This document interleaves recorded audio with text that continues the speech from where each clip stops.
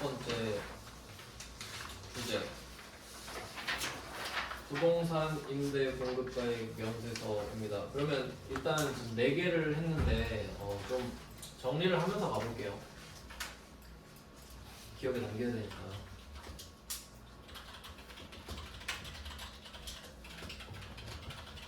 그리고 그 취지를 생각해 볼게요. 취지. 첫 번째가 신용카드 등 수령 명세서. 신용카드 매출전표 등 수령 명세서. 체크카드 현금 영수증 포함. 그럼 얘는 왜 내는 걸까 생각을 해보면 매입세액 공제를 받고 싶어요. 세금 계산서 거만 부가세 신고서에 반영이 되니까 저 카드 쓴 것도 있고 현금 영수증 쓴 것도 있거든요. 이것도 빼주세요. 해서 추가로 내는 거죠. 따로 모아가지고.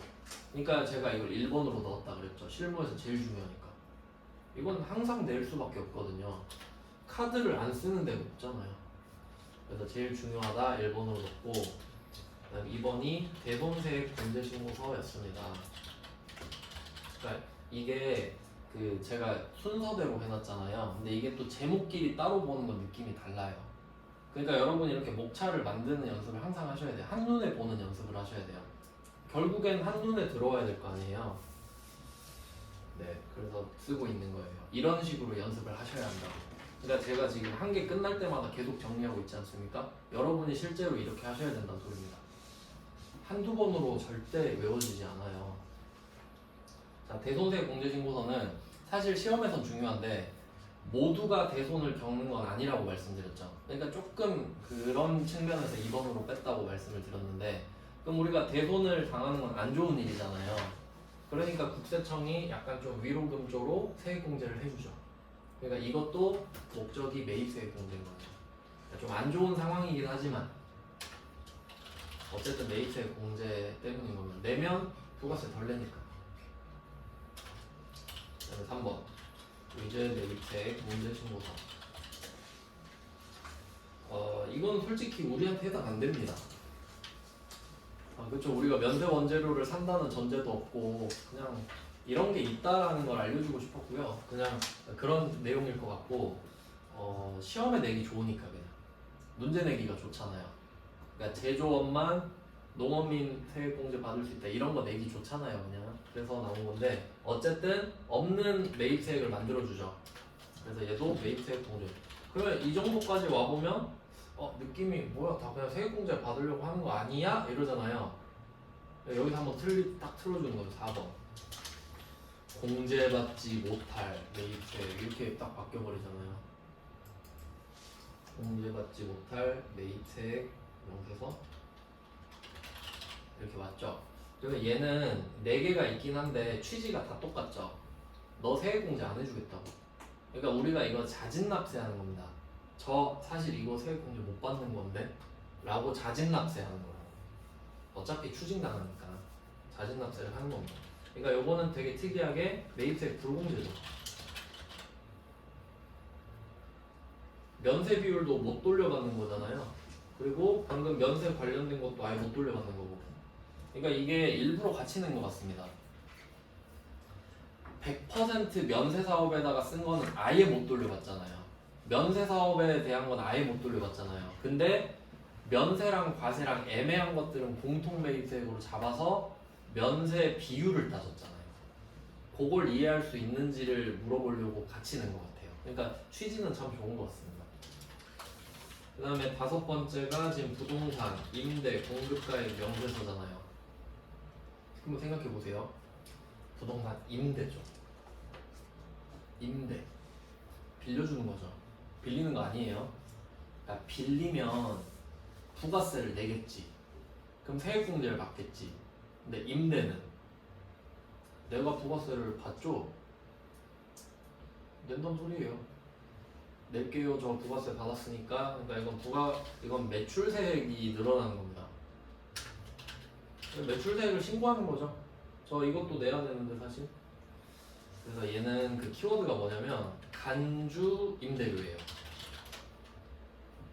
간주 임대료.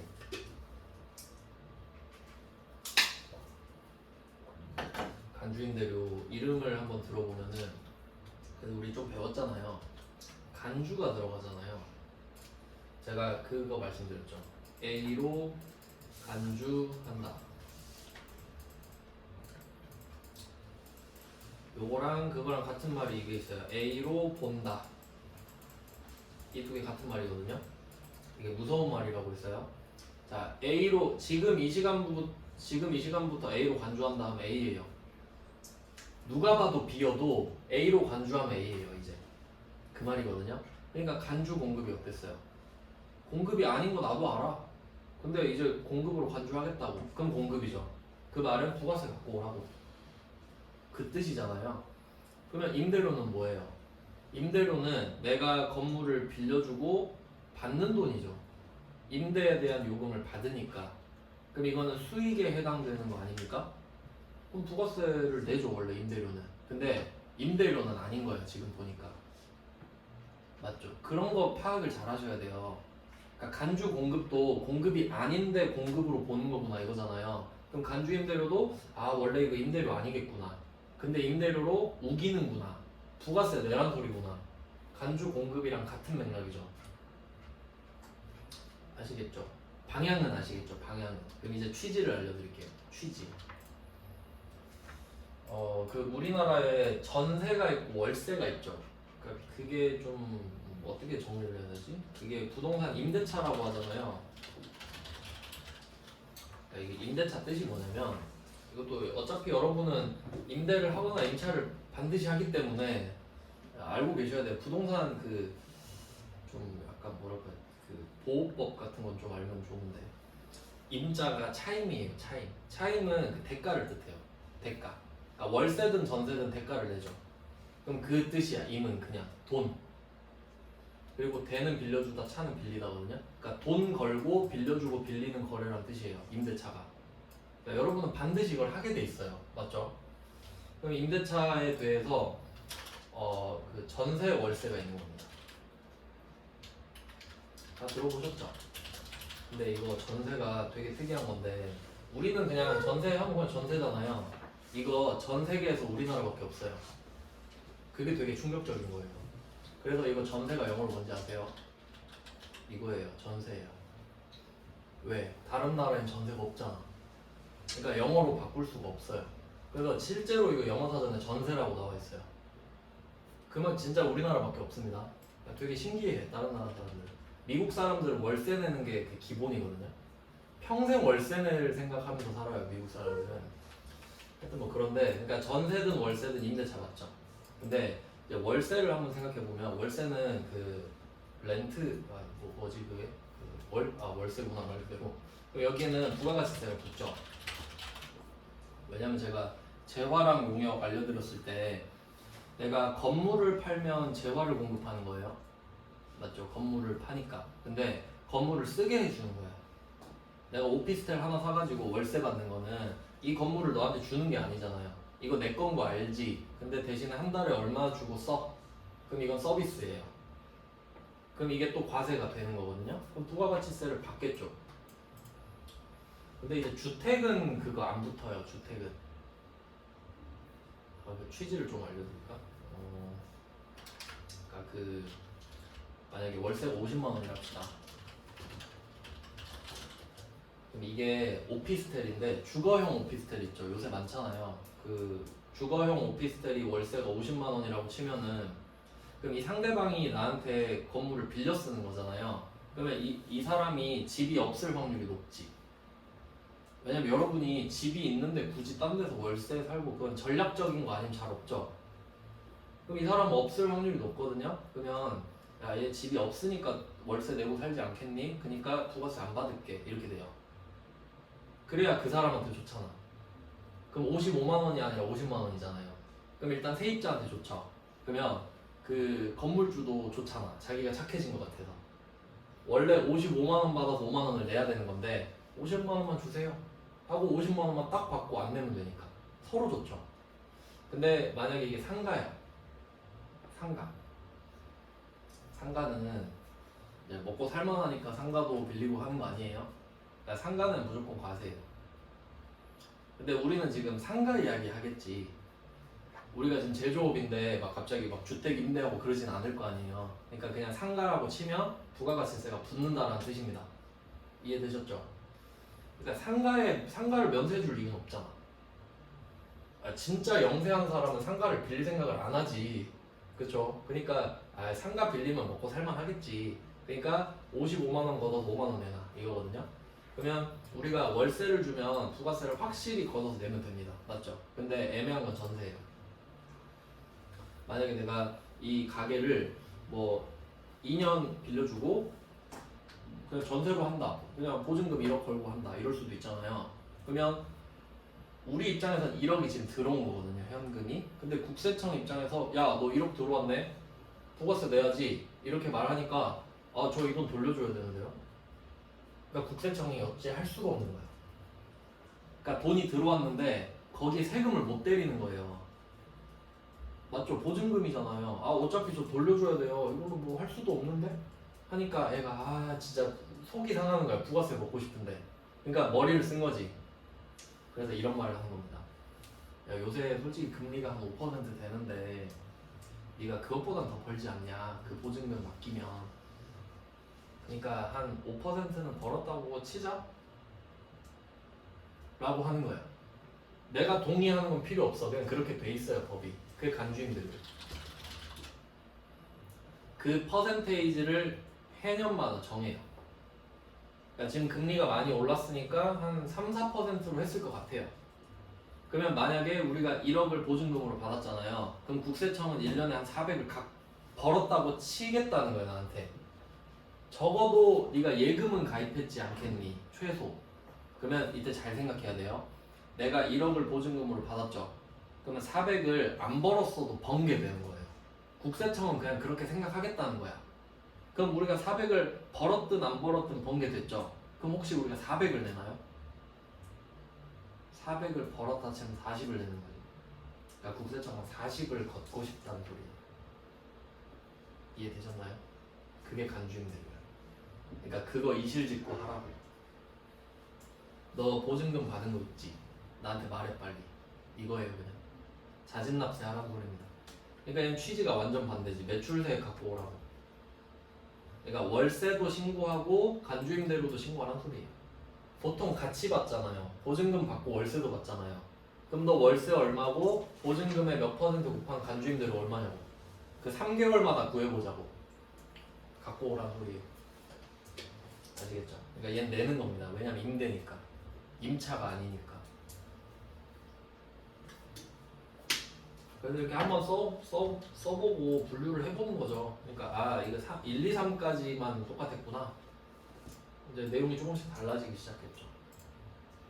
그러니까 그냥 말 그대로 부가가치세 신고서의 부속명세한 거예요. 자, 그럼 한번 해보겠습니다. 이것도 되게 좀 간단한데 뭐 보기만 하셔도 돼요. 집에서는 할 거죠? 복습하실 때. 네, 그러면 제가 보여드릴게요. 자, 9페이지는 조금 압도적인데 일부러 이걸 넣었어요. 왜냐면 실제로 이렇게 생겼으니까요. 임대차 계약서가. 그러니까 조금 부담스럽긴 한데 그냥 한번 보시라고 넣었어요. 네, 그럼 이거에서 데이터를 뽑는 방법을 알려드릴게요. 자, 9페이지에 1번. 지금 일기 확정이거든요. 일기 확정. 그래서 4월, 6월이라고 쓸 겁니다.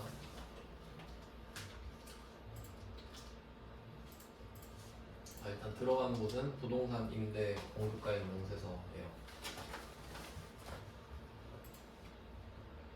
요거는 3개월마다 다 나옵니다. 일기 예정이 나올 수도 있고 왜냐면 똑같으니까. 얘는 3개월마다 걷거든요 그냥.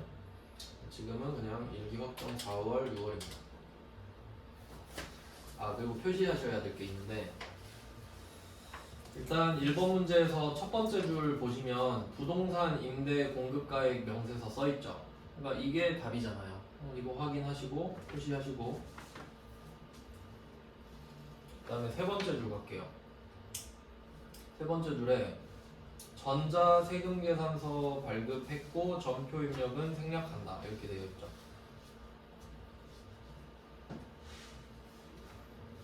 그럼 전표 입력을 생략한다 이게 무슨 의미가 있는지 생각해 볼게요.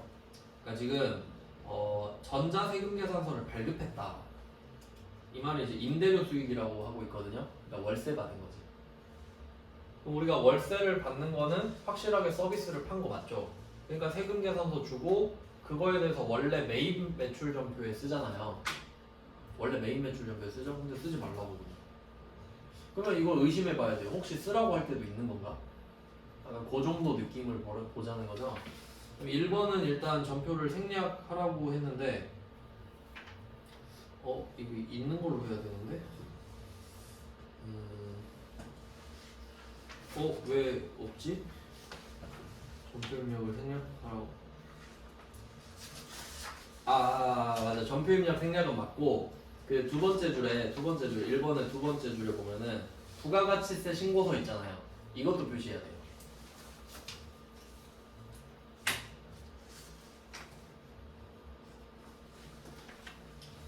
그래서 이 주제는 약간 어떤 느낌이냐면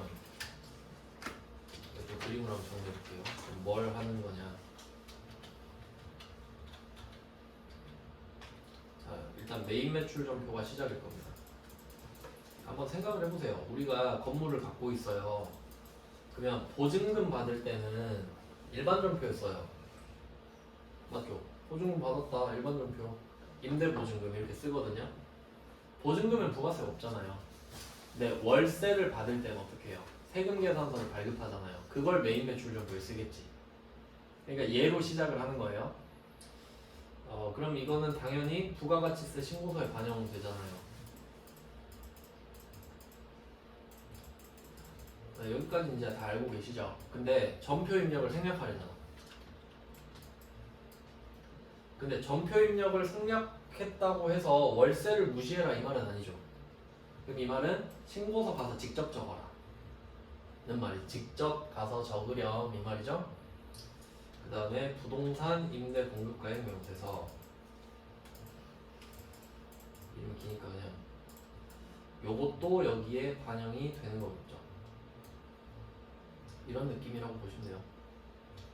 네. 그러니까 요거는 하지 말되 신고서에는 적고 그 다음에 부동산 임대 공급가액 명세서는 또 작성을 해라 이 말이에요. 그러니까 결론은 부동산 임대 공급가액 명세서를 해라. 그리고 신고서 들어가서 요것도 대신에 해라. 전표 대신에. 결론은 두 개 다 들어가라. 이걸 알아야 됩니다. 하나하나마다 다 이해하셔야 돼요. 그래서 결론은 부동산 먼저 하고 부가세 하겠습니다.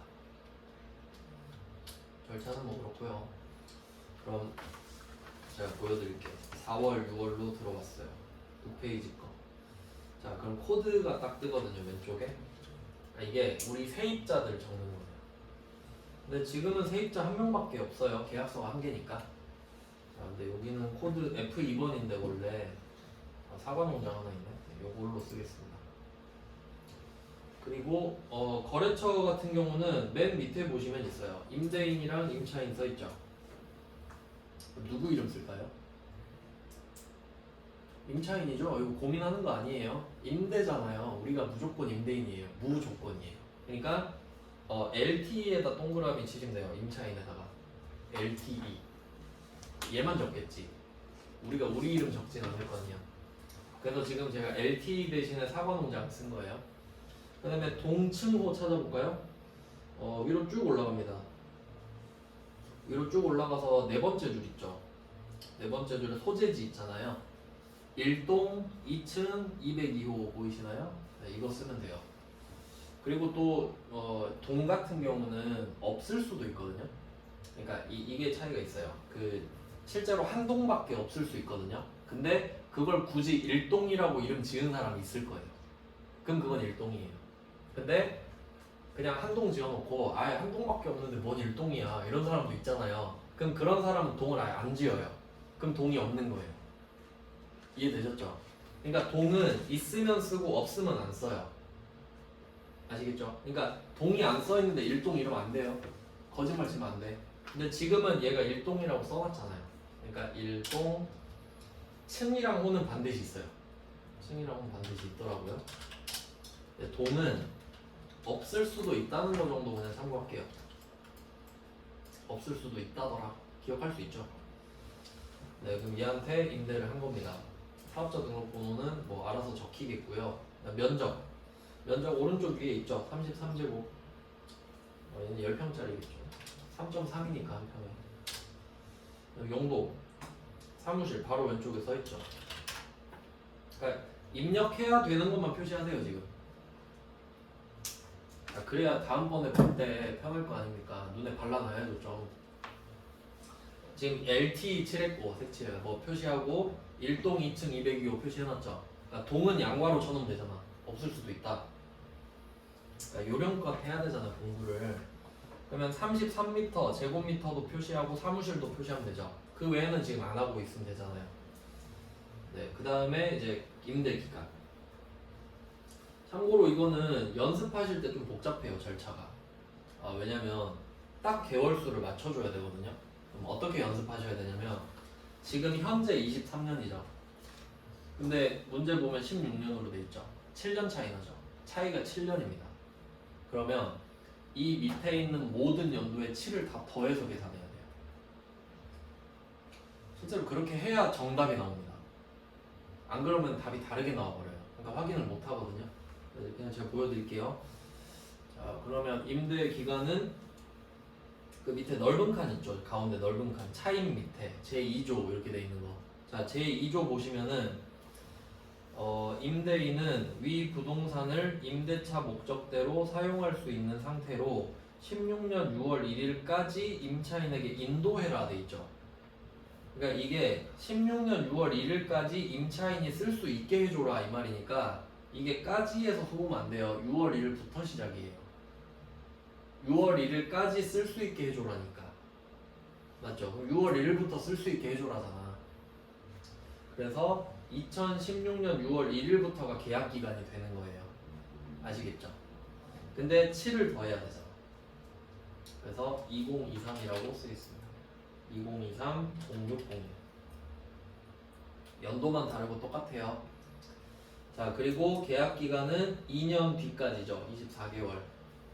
그러면 또 여기다가 7년을 더하는 거예요. 그러니까 2025가 되지. 그러니까 그냥 지금부터 2년 뒤인 거잖아요. 0531 이게 딱 됐습니다. 자, 그럼 이 기간을 먼저 적었고요. 그 다음에 보증금 적으래요. 보증금은 숫자가 눈에 좀 잘 띄죠? 금 1000만원 정 써있는 거 표시하시고 1000만원 1000만원. 자, 그 다음에 월세. 월세가 차임이에요. 그러니까 제가 임대차가 차임이 걸린 대차 거래라고 했죠. 차임 월세라고 보시면 됩니다. 그러면 월세에다가 100만원 쓸게요. 부가세는 따로 안 적습니다. 왜냐면 보시면 밑에가 과세표준이 되거든요. 이게 과세표준이 돼서 부가세가 따로 붙는다는 소리예요. 부가세 안 붙입니다. 알고 계시고요. 관리비는 따로 없네요. 그리고 또 여기서 헷갈리면 안 되는 게 그 보증금이 1000만원인데 계약금이 100만원이고 잔금이 900이죠. 근데 어쨌든 보증금은 1000 아닙니까? 그러니까 보증금을 내는 과정에서 100을 먼저 내고 900을 뒤에 냈다는 소리지 보증금이 1000만원인 건 안 변합니다. 그러니까 여기서 계약금, 잔금은 아무 의미가 없는 거지. 난 이 거래 전체만 보니까. 이해되셨죠? 국세청이 그거 안 궁금하겠잖아. 간주임대료가 얼마인지만 궁금하지. 자, 이렇게 하면은 자, 지금 세율을 한번 보면은 위에 보면 이자율이 따로 있거든요. 위에 이자율 보이죠? 봐봐요. 2.9라고 써있죠 지금. 봐봐요. 이게 연도별로 나왔는데 엄청 올랐죠. 왜냐면 국세청도 알잖아요. 우리 예금 가입해도 5% 먹는 거. 그러니까 인간적으로 3% 벌었다 하자 이건 거지 그냥. 지가 정해요 그냥. 우린 그냥 당하면 돼요. 자, 이렇게 확인하고 자, 밑에 보시면 계산을 지가 해요. 이게 어떤 의미인지 생각해 볼게요. 우리가 계약 내용을 23년 6월 1일부터 25년 5월 31일로 걸었잖아요. 그러니까 이건 실제 계약 기간이고요. 그리고 지금은 일기 확정이죠. 그럼 4, 5, 6만 해요. 여기서 일기 확정은 4, 5, 6이란 뜻이에요. 그러니까 원래는 4, 5, 6이라 해야 되는데 일기 확정이라고 말을 한 거지. 그런 느낌인데 왜냐면 3개월씩 거두면 되잖아요 그냥. 그러면 이 계약 기간 중에 지금 23년 4월부터 6월까지 몇 개월이 걸리는지 얘가 찾아줘. 이 2년 기간 동안 총 24개월이잖아요. 그 24개월 중에 지금 23년 4월, 6월까지 몇 개월이 걸리는지 지가 찾아줘요. 그리고 내려보면은 월세 등이 100만 원이죠. 그럼 이 계약 기간 중에 한 달밖에 안 걸린 거야.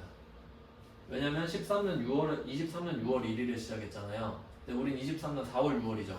그러니까 한 달밖에 안 걸리잖아. 그러니까 이 기간에 네가 번 월세는 100만 원이다 이 말이야. 그리고 간주임대료는 1000만 원에 아까 2.9%였죠. 2.9%를 곱하고 거기 12분의 1을 곱했겠지 지가. 그러니까 알아서 다 해줘요. 그러니까 우리는 잘 적기만 하면 돼. 계산기니까 얘가. 아시겠죠? 그러면 우리는 요거를 파악을 하는 거예요. 100만 원. 그러니까 100만 원은 진짜 내가 번 거 맞죠? 그럼 이거 보고 아 나 10만 원 걷어서 내야겠구나 생각해요. 그러니까 실제로 우린 110을 받겠지. 그리고 간주임대로는 이거 받은 적 없죠. 근데 1000만 원 받은 거에 대해서 그냥 2.9%를 지가 곱해서 나한테 알려주는 겁니다. 그럼 이게 안 벌었는데 번 게 돼요? 그럼 여기에 10%도 더 내야 된다는 소리지. 그러니까 결론은 이거 합친 금액이 과세 표준이 돼요. 여기 써 있잖아요. 그러니까 여기에 10% 내라고 그냥. 알겠죠? 뭐 말하는지? 자 그럼 이거를 꺼볼게요. 그러면은 저장할 거냐 물어보죠.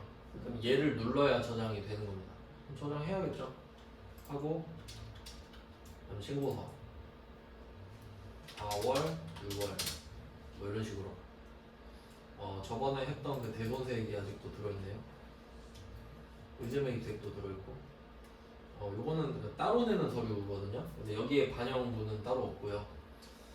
그리고 여기에서 해야 되는 게 그러니까 이게 그 반영이 자동으로 안 되고 저장은 하는데 반영이 안 되고 이걸 따로 또 적어줘야 됩니다. 그러니까 그게 메인 매출 전표에 또 적어야 되는 거거든요. 그러면 요거는 신고서에서 좀 자세히 할 건데 신고서 보면은 이게 지금 4월부터 6월로 들어왔잖아요. 그럼 실제는 제가 6개월이라 그랬죠. 그럼 이거 6개월치를 해야 되는데 그래서 이게 좀 크게 보면은 왼쪽 화면이 있죠. 여기가 4월부터 6월이에요. 실제 최종 3월. 그리고 이 오른쪽은 1월부터 3월이거든요. 그래서 예정 신고 누락분이 있고 막 그래요. 이건 신고서에서 자세히 알려드릴 건데, 그러니까 우린 지금 왼쪽을 해야 된다는 소리입니다. 자 여기 가가지고 1번을 보면 빨간색이 매출이고 파란색이 매입이거든요. 그래서 이거 한번 보여드리면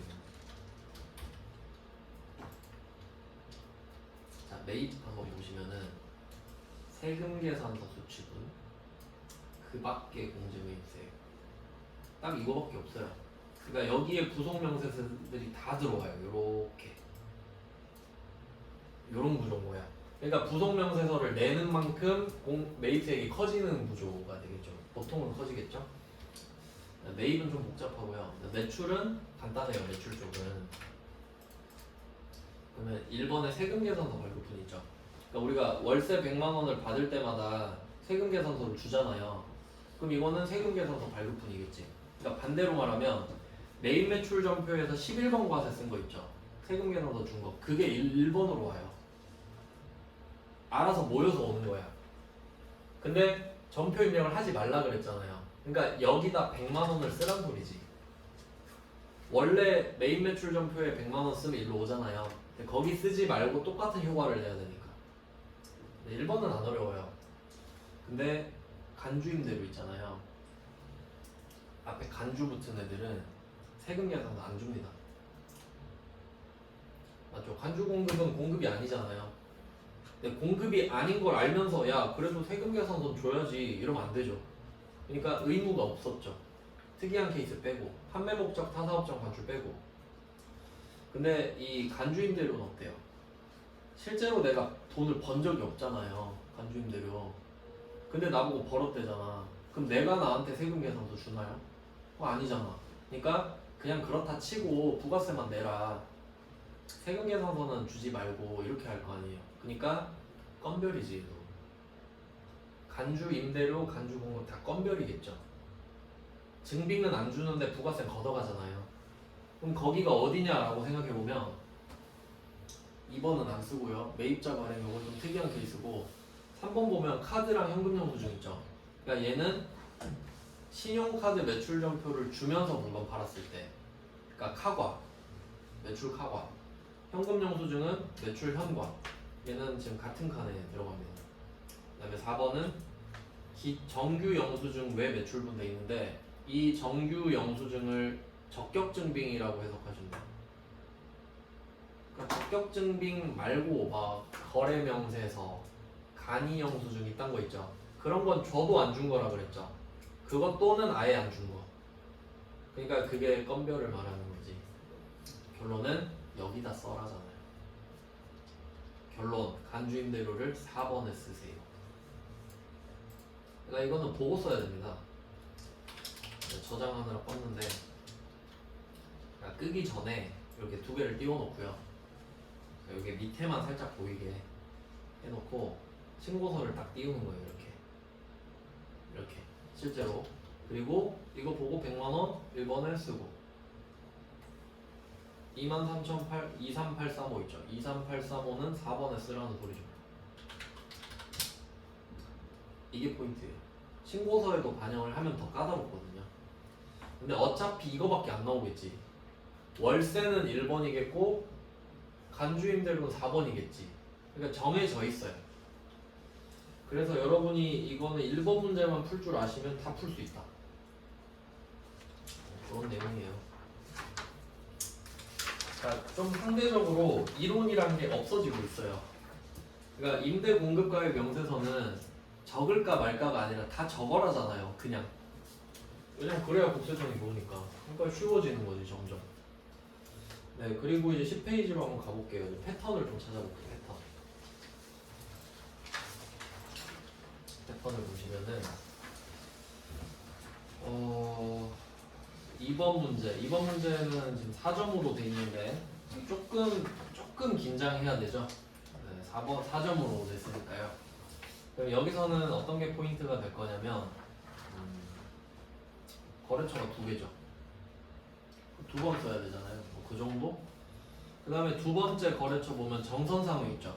갱신했어요. 갱신했다. 이런 거 포인트가 될 것 같고요. 그리고 여기는 동이 없어요.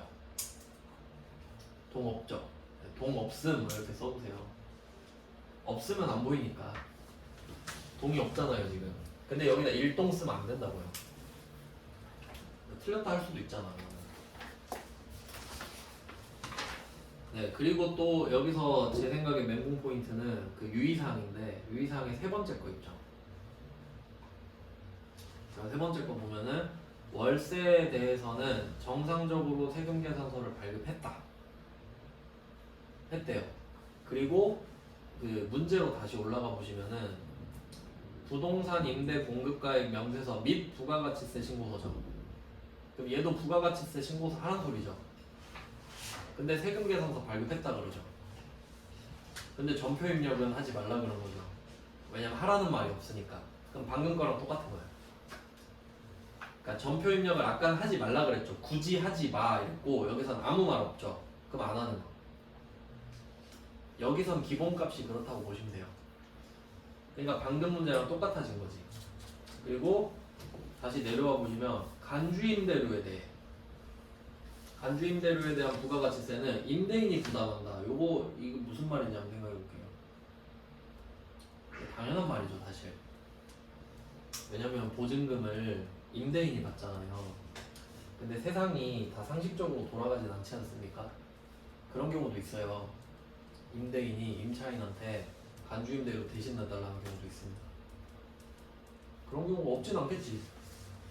근데 임차인이 아쉬우면 내줘야죠. 어떡해요? 그러면 결과적으로 근데 여기서 포인트는 뭐냐면 여러분은 국세청이 되는 거예요. 국세청이 되는 거예요. 그러면 내가 간주임대료를 때렸어요. 그러면 여러분 입장에서 이 간주임대료를 임대인이 직접 내는지 임차인이 대신 내주는지 궁금해요? 안 궁금하겠지. 그럼 이거 왜 써놨을까요? 아무 상관없죠. 그러니까 여기에 임차인이 부담한다 써도 상관없고요. 임대인이 부담한다 해도 상관없지. 왜냐면 나는 내기만 하면 되잖아요. 국세청은 걷기만 하면 되고. 그러니까 이 문제는 상관이 없어요. 지금 문제에서. 이해되셨죠? 그러니까 고민할 포인트가 아니야 여기는. 그러니까 그런 거 잘 구분해내셔야 된다고. 그러니까 이 심리전이에요 이게. 그러니까 사실 방금 문제랑 똑같죠 이 문제. 근데 마지막에 임대인이 부담한다를 적어놨잖아요. 그리고 4점이지. 그럼 우리는 분명히 뭔가 있을 거라 생각해요. 그러겠잖아요. 그러니까 뭐 그런 취지로 된 것 같습니다. 그럼 나머지는 똑같으니까 제가 갱신만 보여드리고 끝낼게요. 왜냐면 다른 거는 이제 새로울 게 없어요. 갱신만 따로 보여드리겠습니다. 그러면 이번 문제는 이기 확정이라서 10월 12월로 들어가고요. 이름은 똑같이 쓸게요. 혼맥잔치 1번 혼맥잔치. 원래 F2번으로 검색해서 쓰시는 거예요. 그리고 동은 없잖아요. 넘어가고 층은 지상 1층. 그리고 만약에 지하 1층 이렇게 나오면 많이 보셨죠? B 베이스먼트 B1, B2 이렇게 쓰시면 되고 지상은 안 쓰죠. 그럼 지상은 1층은 1 호는 101. 여기다 글자를 쓸 필요는 없겠죠? 자 이렇게 한 동을 안 쓸 수도 있다는 거예요. 자 그 다음에 계약일을 한번 써볼까요? 이 번호는 넘어가고 면적은 첫 번째 330 100평이네요. 용도는 점포. 자 계약 기간은 이게 21년 문제예요. 2년 차이 나죠. 그럼 저는 2년을 다 보태서 쓸게요. 그럼 2022년부터 7월 1일 2024년 6월 30일 2년 계약을 했네요. 얘는 갱신 안 했거든요. 그럼 얘는 밑에 가서 보증금 4,000 쓰고 월세 250 쓰고 끝. 관리비 없고 관리비도 월세로 들어갑니다. 원래 그 계산할 때. 자 그럼 두 번째 정상장외 동 없고 층 2층 호 250 면적 330 사무실. 자 임대기간 역시 2년씩 보탤 거거든요. 2021년 11월 1일 2023년 10월 31일. 자 그럼 첫 번째 계약을 했을 때 보증금 2,000 원래 180이었어요. 첫 번째 계약할 때. 근데 갱신이 들어갔죠. 계약 기간이 끝나서. 그러면 갱신을 할 때는 두 번째 칸으로 가서 갱신일을 클릭해요. 갱신일. 이게 새로 시작하는 날이니까. 그러니까 보통은 첫 번째 임대기간 마지막 날의 다음 날일 겁니다. 그쵸? 갱신을 할 거면 바로 연결돼야 되니까 안 봐도 뻔하죠. 2023년 11월 1일이잖아요. 그러면 쓰면 바로 들어가지는 거예요 지금. 그리고 또 2년 했겠죠? 2025년 10월 31일 이렇게 돼요. 별거 아니지. 그냥 하면 되고. 그 다음에 보증금이 바뀌었죠? 근데 뭐 안 바뀌었네. 월세만 바뀌었네요. 근데 상관없어. 어차피 계산은 지가 하니까요. 그러니까 잘 적기만 하면 됩니다. 그러니까 절대 어렵지 않죠 이거. 그냥 주는 대로 적어. 그리고 밑에 금액 딱 나오잖아요. 그럼 앞에 월세 등은 1번에 적어요. 신고서 1번에. 간주임대로는 4번에 적어요. 그러니까 갈수록 지금 쉬워지고 있죠. 그래서 다 끝내지 못했네. 내일 진짜 끝낼게요. 네. 오늘은 여기까지 하겠습니다.